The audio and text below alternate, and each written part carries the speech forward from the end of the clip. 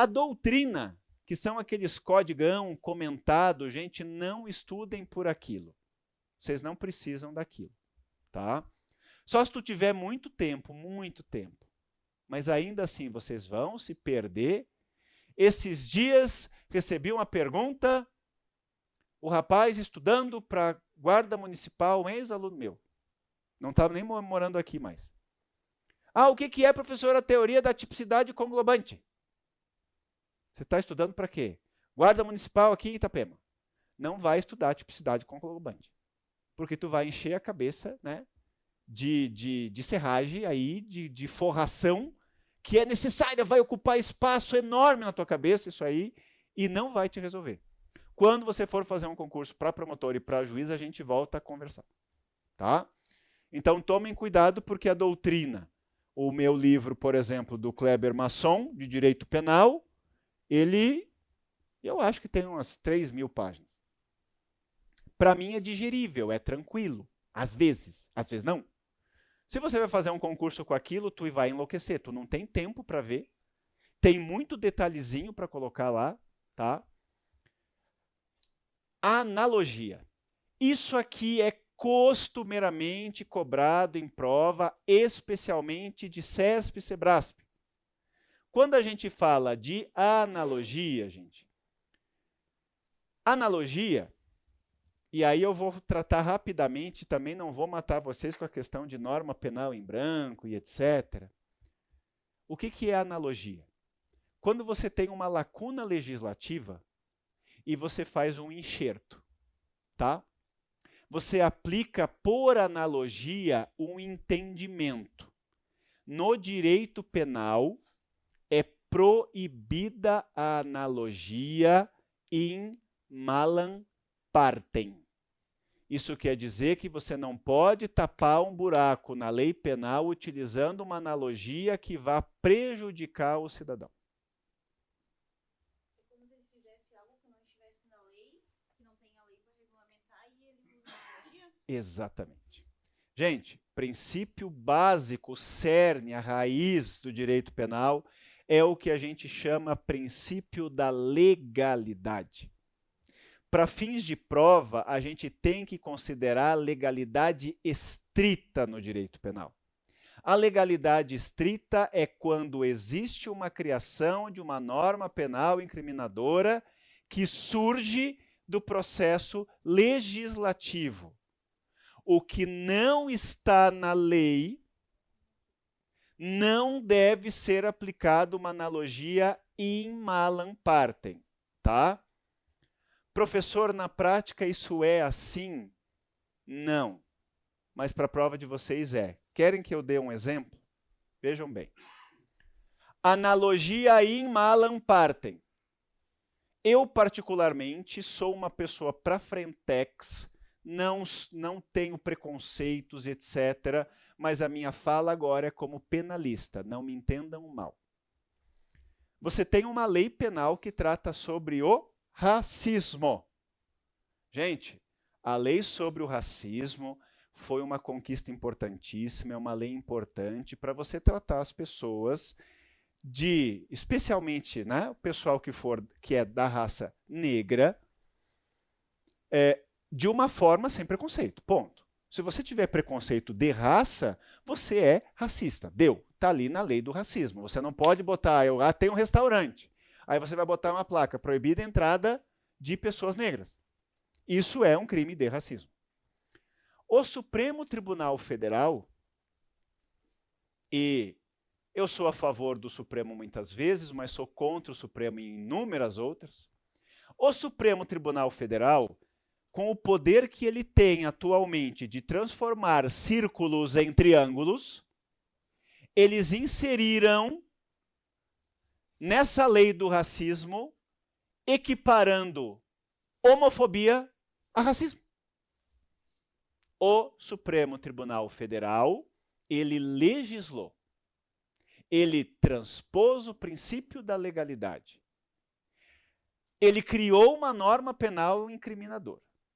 Ele criou uma analogia in malam partem. Mas está tudo bem, porque são eles que criaram. Tá?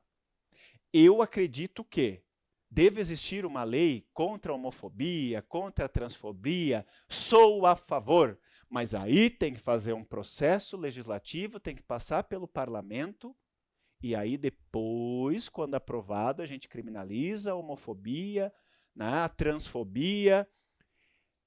Resultado, virou crime, é crime equiparado a hediondo e nunca passou por um processo legislativo. Isso é uma analogia in malam partem.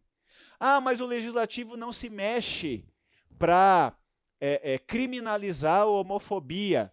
Gente, você é um órgão do judiciário, você é o Supremo Tribunal Federal, você não pode interferir, não pode criar norma penal incriminadora. Então, na prática, é isso aí. Não existia uma lei que criminalizasse a homofobia. O que eles pegaram? Deixa eu pegar emprestado aqui da lei do racismo e equiparar as duas coisas. Ah, amigo. Para quem estuda a questão, né, das negritudes, da questão do quanto o negro foi colonizado no Brasil, explorado no mundo, chega a ser ofensivo. Tá? Eu entendo que a população LGBT precisa da sua proteção. Como eu digo, nada contra, porque também estudo essa parte toda referente a esses direitos aí dessa população específica. Agora, como penalista, isso foi realmente uma analogia criada por um órgão judiciário. Tá? Isso gera debates até hoje. Essa seria uma analogia in malam partem. Vamos supor que não fosse o Supremo, que fosse qualquer juiz aqui. Se um juiz dissesse assim, ah, fulano chamou o outro de... Né, usou um termo pejorativo para tratar alguém que é homossexual. Né? Eu cresci nos anos 80, eu tenho um vasto vocabulário nessa natureza. Né? Usou um termo desse, chulo. O juiz aqui, da primeira vara criminal, disse assim, não, eu vou equiparar isso aqui a racismo. O que acontece? Não dá, é anulado. Analogia aí in malam partem. Como foi o Supremo, poderes mágicos, né? Eu já falei para vocês, né, que direito é magia, né? Direito é magia. A gente cria as coisas e destrói as coisas só com palavras. Isso é magia. Quando você vê lá, abracadabra, aí, né? Um juiz faz a mesma coisa, ele dá um canetaço lá, ele tira a tua liberdade, ele transforma, ele tira a tua casa, né? É aí que funciona. Então, o Supremo, exercendo seus poderes mágicos, ele criou uma norma penal e ele solidificou uma analogia in malam partem e está tudo certo. O que é uma analogia in bonam partem? Exemplo para vocês. Nós temos lá no artigo 128, ah, professor, o senhor ficou 6 meses fora e voltou com os mesmos exemplos. Sim, porque eles são os mais fáceis, que funcionam. Artigo 128 do Código Penal. Não se pune o aborto praticado por médico para salvar a vida da gestante. Ok? Beleza. E se naquele lugar onde essa gestante chegou sangrando, não tivesse médico, mas só uma enfermeira? A enfermeira diagnostica na hora e diz assim, ou eu tiro esse bebê ou a mulher morre de hemorragia. A enfermeira vai lá, faz o parto, o bebê nasce morto, né? Realiza um aborto. Ah, mas ela vai responder por crime porque ela não era médico. A lei penal deixou clara, não se pune aborto praticado por médico. Ela é enfermeira, então ela tem que ser punida pelo aborto. Mas ela salvou a vida da mulher. Então, nesse ponto, entra a analogia in bonam partem. Isso quer dizer que, analogicamente, você equipara uma enfermeira a um médico. Por quê? Porque isso beneficia o acusado. Vocês entenderam a discrepância dos dois exemplos? Da questão da homofobia ou da transfobia equiparar a racismo? E nesse caso, um médico equiparar a uma enfermeira? Lá, você está criando uma norma e se alguém usou um termo pejorativo para alguém que é homossexual, vai responder como se fosse racismo. Aqui, você está equiparando uma enfermeira que salvou a vida de uma gestante a um médico. Tá? Então, vem in bonam partem. Então, cuidado com essa questão de analogia. Lá no direito processual penal isso é bem diferente, lá pode tudo, está tudo sossegado. Aqui não. Direito penal, pelo menos, né, para os mortais, nós não podemos, por analogia, prejudicar o cidadão. Tá? Isso aqui acaba caindo em prova, eles pedem muito, né? Ah, uma lei penal em branco, aí trouxeram um negócio emprestado, né? Então não dá. Se é para prejudicar, não pode ser feito. Beleza, gente? Jurisprudência.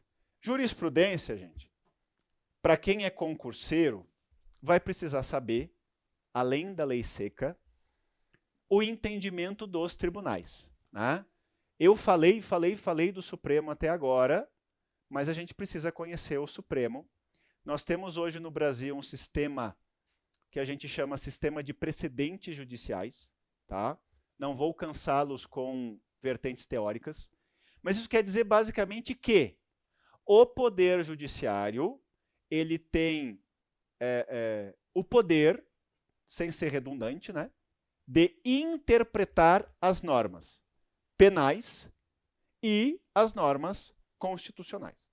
O Supremo é o grande guardião da Constituição, certo? Pelo menos é o que ele deveria ser.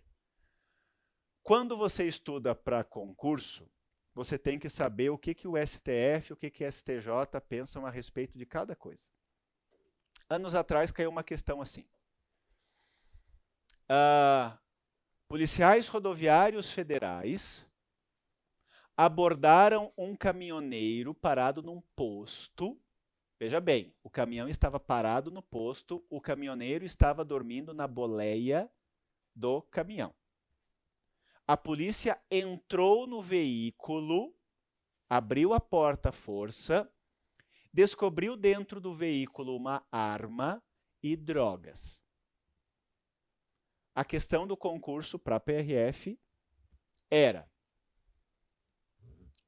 essa prisão foi válida ou houve violação de domicílio?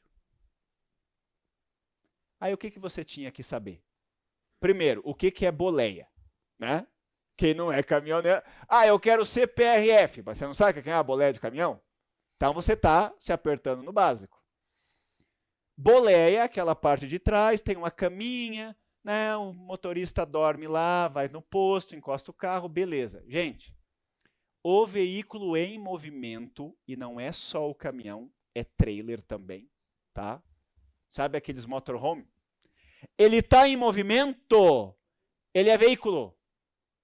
Ele parou num camping, ele é casa. O caminhãozinho parado, boleia, está parado, o homem está dormindo no posto, é a casa dele. E aí a questão perguntava exatamente isso. A prisão foi válida? A polícia rodoviária pode fazer o que fez? Para uma turma do STJ era válida, para a segunda turma não era válida, para o STF não era válido, e aí, resultado, anularam a questão. Tá? Por quê? Porque o Superior Tribunal de Justiça e o Supremo Tribunal Federal estavam brigando para saber se boleia de caminhão pode ser equiparada a domicílio. Vocês entenderam? Como é que você vai pegar assim, analogicamente, é uma casa? É uma casa. Eu não sei como é que está a discussão hoje, mas em 2021 deu essa treta tremenda. Anularam a questão, por quê? A questão perguntava o entendimento dos tribunais a respeito da invasão da boleia do caminhão. Certo? Eu me filio à vertente que trailer em movimento e caminhão em movimento, veículo. Veículo parado, trailer parado, caminhão parado, a boleia do caminhão é como se fosse o domicílio do cara, e como domicílio a Constituição diz que ele é inviolável. Vocês entenderam como as coisas se entrelaçam? Direito penal, direito processual penal, direito constitucional. Tudo numa questão. A questão tinha 5 linhas. Esse bafafá todo. Tá? Então, gente, a jurisprudência vai te pedir o que o STJ entende como furto noturno. O tema 1055 permite que seja aplicado o furto noturno, a forma qualificada do furto. Sabe? Isso não está no código, professor? Não. Isso está na jurisprudência E para o concurso de vocês, vocês vão precisar entender jurisprudência de 2 tribunais. O primeiro, que é o Supremo Tribunal Federal, e o segundo, que é o Superior Tribunal de Justiça. Os dois são tribunais em Brasília, tá? Só que o Superior Tribunal de Justiça ele tem a tendência em avaliar normas infraconstitucionais. E o Supremo Tribunal Federal analisa tudo que esteja vinculado à Constituição. Só que é aquele negócio, o Supremo hoje ele está meio inflado, eles analisam basicamente tudo o que eles querem.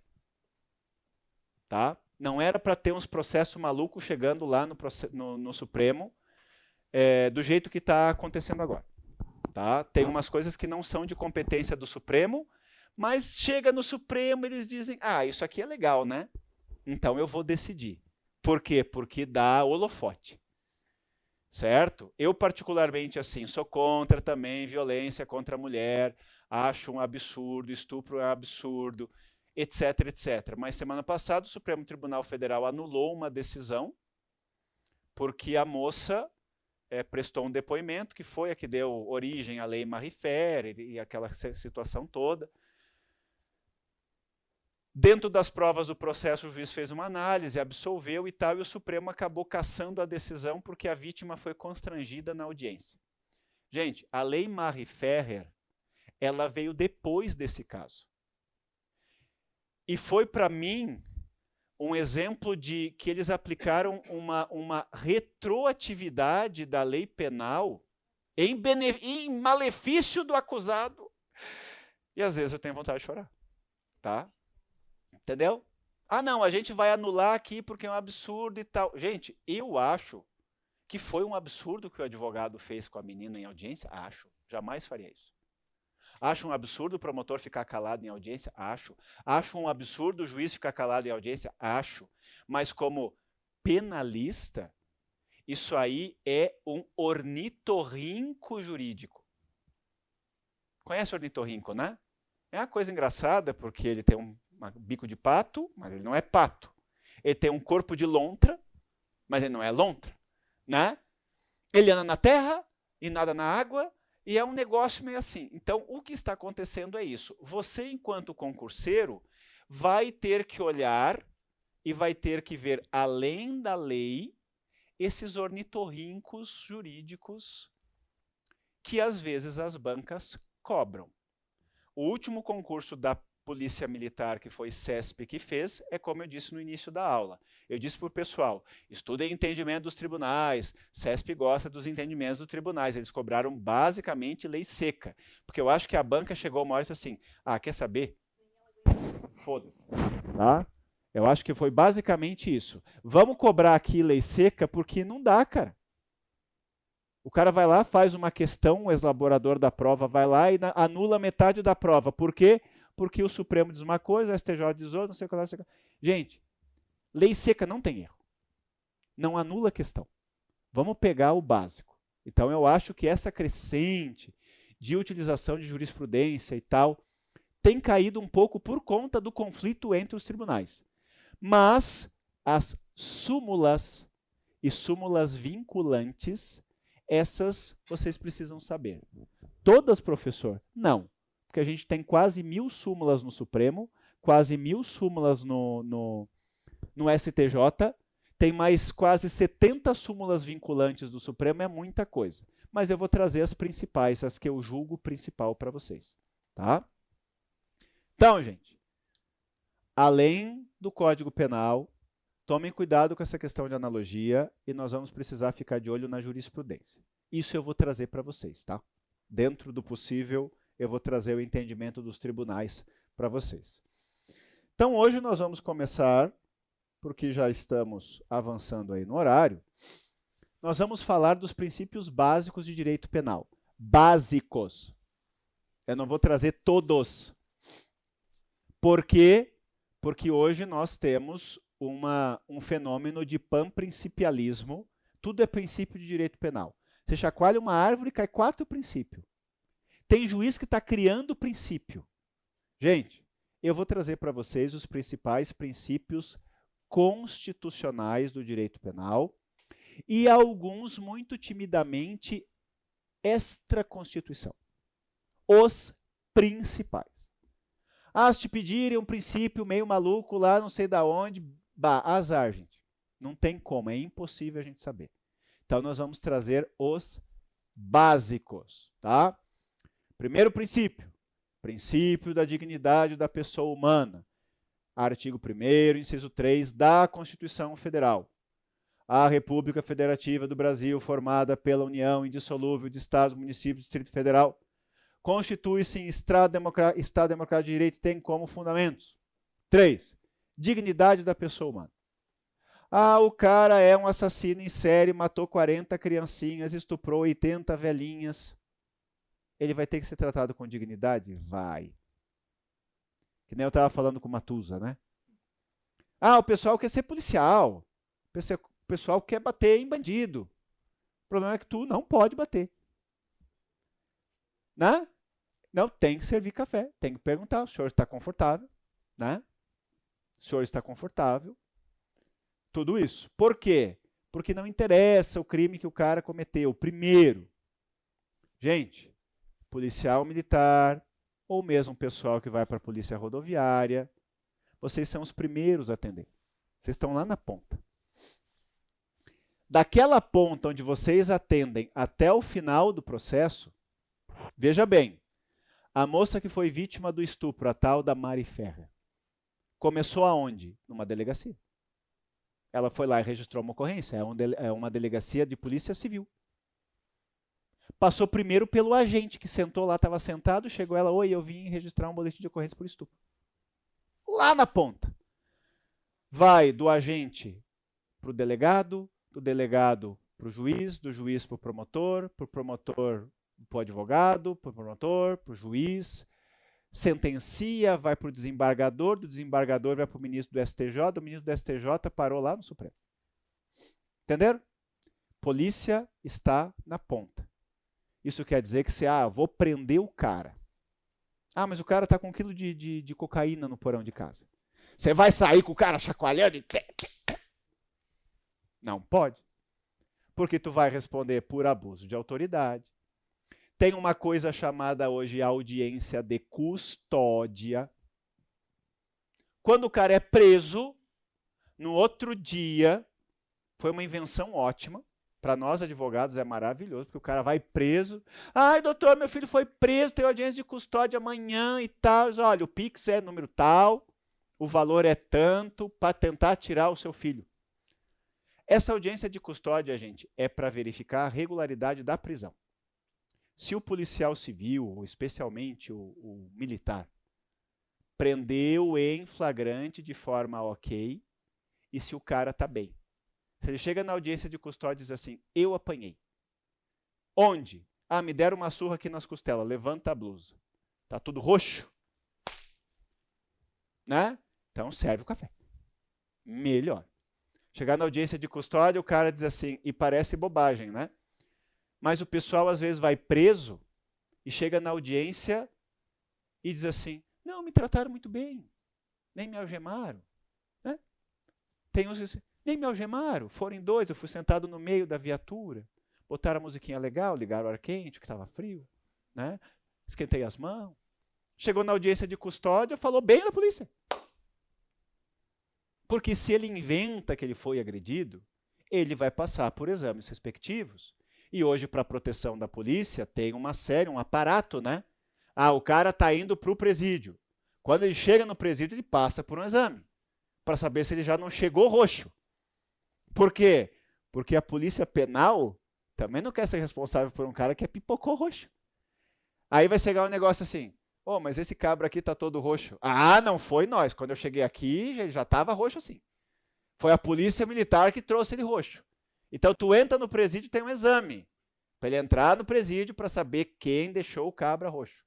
A gente foi perseguir ele caiu da escada. Às vezes acontece, né? A questão dessa.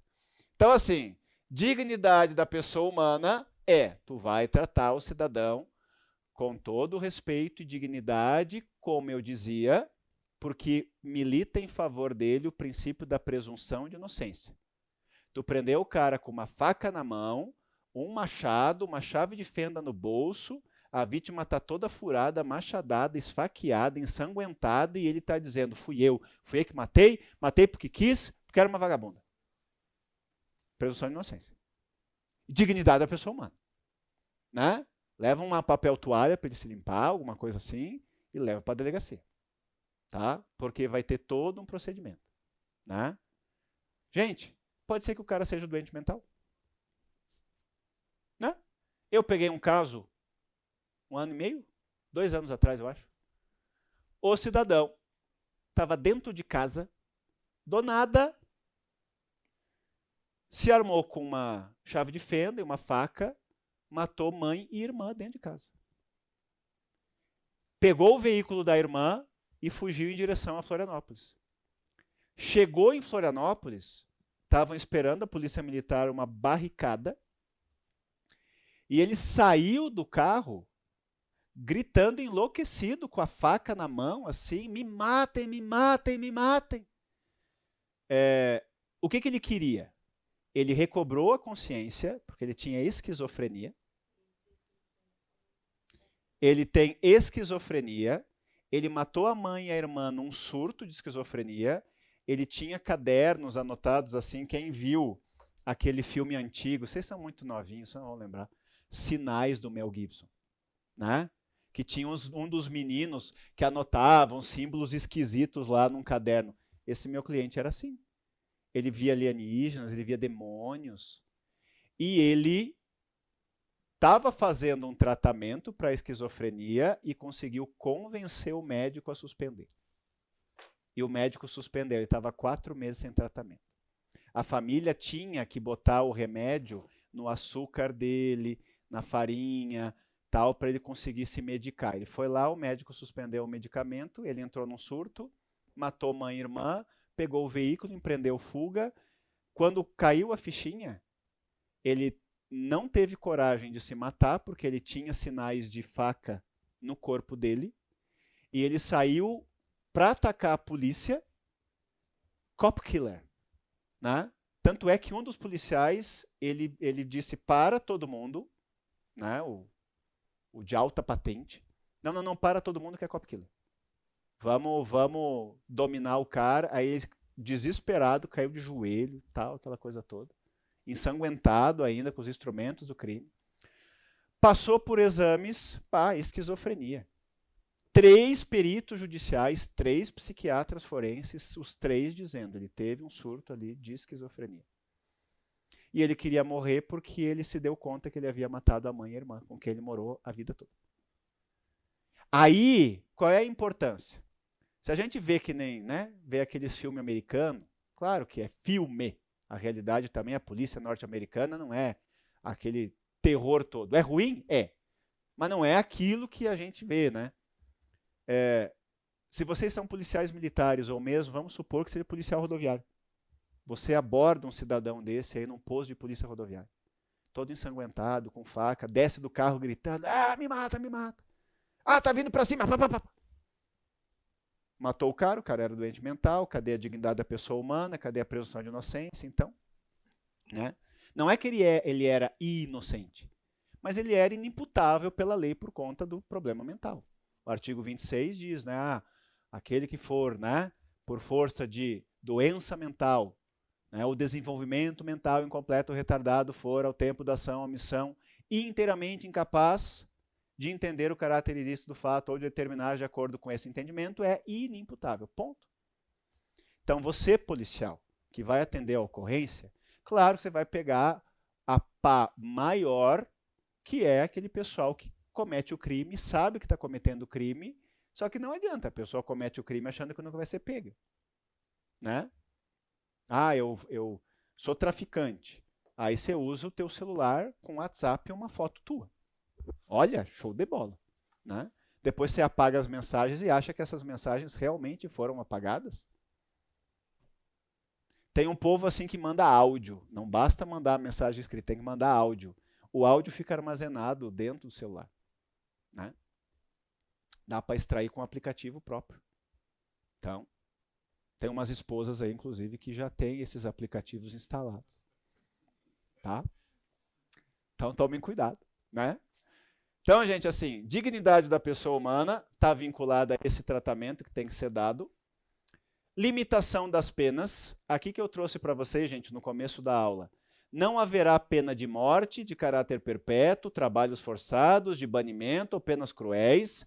Mas essa pena de morte, quando nós tivermos uma guerra declarada, tá? E tiver a prática de algum crime previsto no Código Penal Militar, a pena de morte se aplica.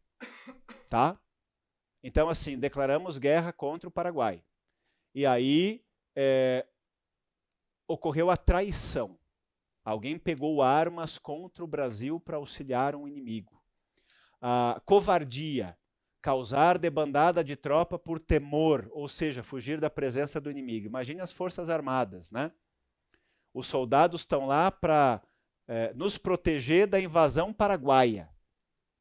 E aí um deles vê um tanque vindo e sai correndo. O oficial de mais alta patente está autorizado a matá-lo ali. Por quê? Porque se um se acovarda, dá aquele efeito manada. Vai todo mundo se acovardar e aí o Paraguai vai nos invadir. E o exército está lá para preservar nossa soberania. Ok? Então, cuidado. Haverá penas de morte em caso de guerra declarada. Então, se aparecer uma questão para ti dizendo que não existe pena de morte no Brasil, ela é falsa. Ok? Princípio da ofensividade. Para haver um crime, deve haver uma ofensa ou uma exposição ao risco ao bem jurídico tutelado. Se não existir essa ofensa ou essa ameaça, não tem por que existir crime. Princípio da insignificância. O princípio da insignificância também é conhecido como princípio da bagatela, tá? É onde você tem o chamado afastamento da tipicidade material. A gente vai falar de tipicidade ainda quando analisarmos a questão do crime, mas isso é basicamente assim. O negócio é tão pequeno que não vale a pena você mover todo o aparato do Estado para processar o cara. Normalmente estão vinculados a crimes patrimoniais, tá? Em relação à polícia rodoviária, um alerta. Quando você fala do delito de descaminho, você tem delitos que eram gêmeos univitelinos e hoje foram divorciados, era um crime único chamado contrabando ou descaminho. Hoje um é contrabando e um é descaminho. Os dois são crimes contra a administração pública. O descaminho é o cara que traz muamba de fora e não paga o imposto. Isso. A muamba é permitida. Eu estou trazendo iPhones do Paraguai. Tem iPhone no Brasil? Tem. É uma mercadoria permitida? É. Posso trazer? Pode. Só que você tem que pagar imposto. Se tu não pagar o imposto e a polícia rodoviária te pegar, perdeu, mané. Tá? Perdeu. Porque é o crime de descaminho. Você tem que pagar o imposto. Ok? E o crime de contrabando. O contrabando é quando a mercadoria que tu está trazendo ela é proibida. Tá? Só que ele é um crime subsidiário. Ah, eu estou trazendo cocaína do Paraguai.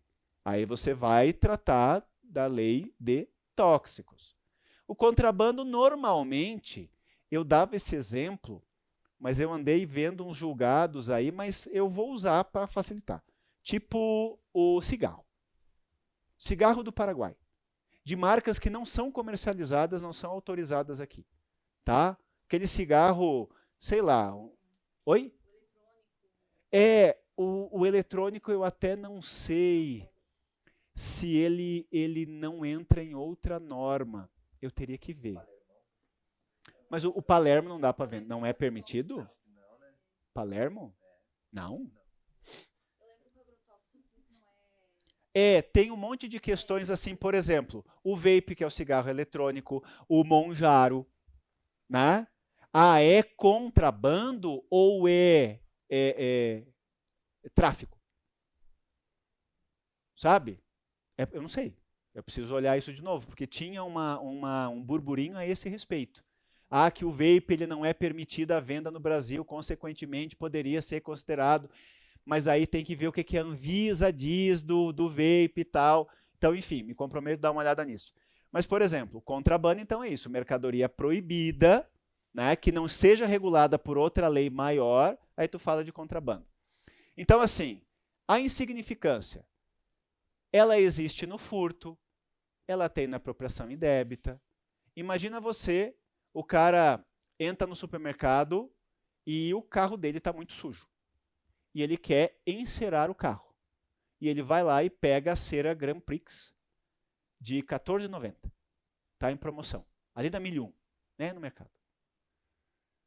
Ah, por que o senhor não colocou comida, professor? Porque daí comida a gente ia ter que falar de furto famélico e o momento não é agora. O cara entrou e subtraiu uma latinha de cera de R$14. Ele nunca teve passagem pela polícia, é a primeira transgressão dele, aquela situação toda. Gente, quanto custa processar esse cara? Caro.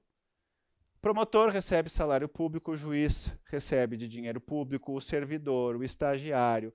Aí, às vezes, o cara não tem condição de contratar o advogado, tem que nomear um defensor dativo. Aí, o defensor dativo ganha mais 2.000 pelo processo. Como assim? Aí, por causa de uma lata de cera de R$14,90, aí você gasta 50 mil no processo. Aí você tem o princípio da insignificância dizendo, nesse caso aqui, ele vai ter uma atipicidade material de conduta, consequentemente, isso não é crime. Isso não quer dizer que ele pode ir todo dia na 1001 pegar uma latinha de cera. Porque se você tem essa continuidade, tá? Não usaria o termo reincidência, tá? Mas ele tem ele faz isso de forma costumeira, ele é contumaz nisso. Opa, daí já não dá para, né? Imagina, um dia o cara pula o muro da minha casa e subtrai o meu tapete da cozinha. Ok, um dia é insignificância. No segundo dia, a toalha que está no varal secando de banho, né? Que por sinal, coisa cara. Eu mudei de casa e por alguma razão a minha mulher quis mudar todas as toalhas da casa. Vamos na van que eu quero comprar umas toalhas novas. Olha, amor, tem umas toalhas aqui de R$14,90. Não, essa não. Eu quero uma com fio, não sei o que lá, papapá. Resultado, eu engrupi nos próximos 5 meses pagando carnê na van de toalha, né? Mas o cara entrou, daí pegou um dia, pegou a toalha de prato, no outro dia pega a toalha de mesa, no terceiro dia pega a toalha de banho. É tudo coisa assim de 50, 60 pila.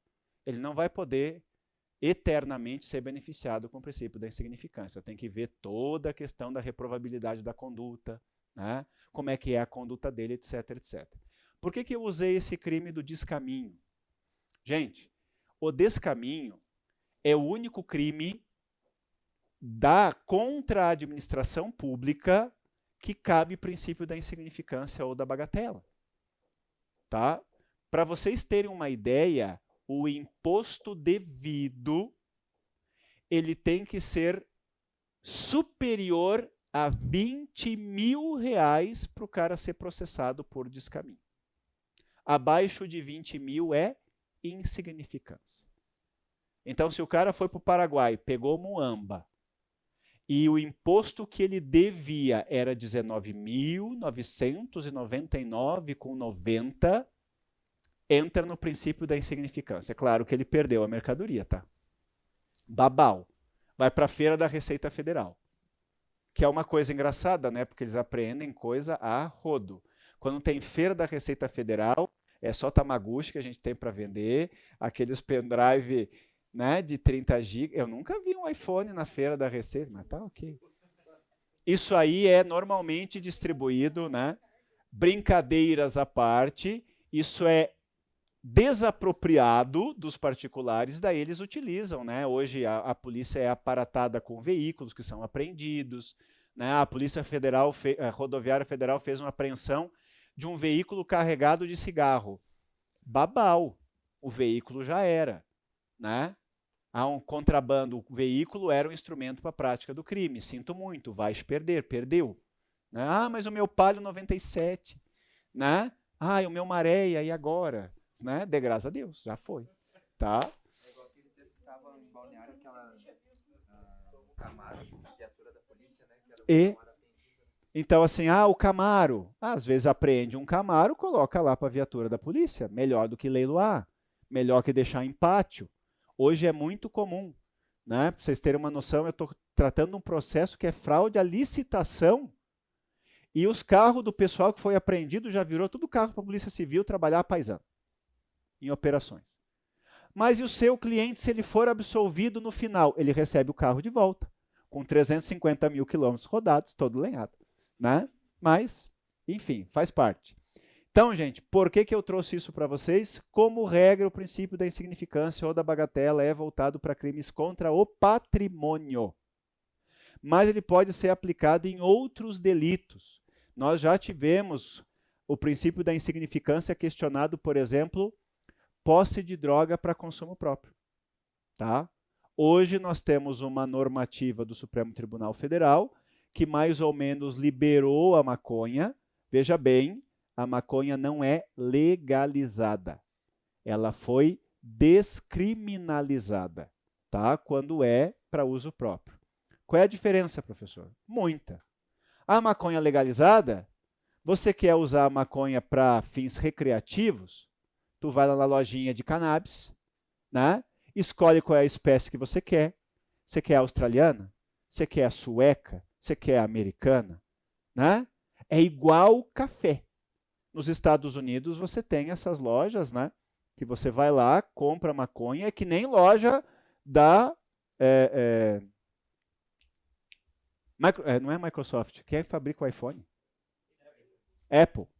Tu é na loja da Apple, tem um cara para te atender e para dizer, olha, aqui o iPhone é bom, papapá.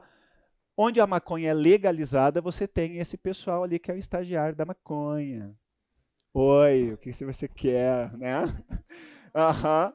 É, tipo assim, né? Bah, essa aqui é uma brasa, tá ligado? Então, vai embora.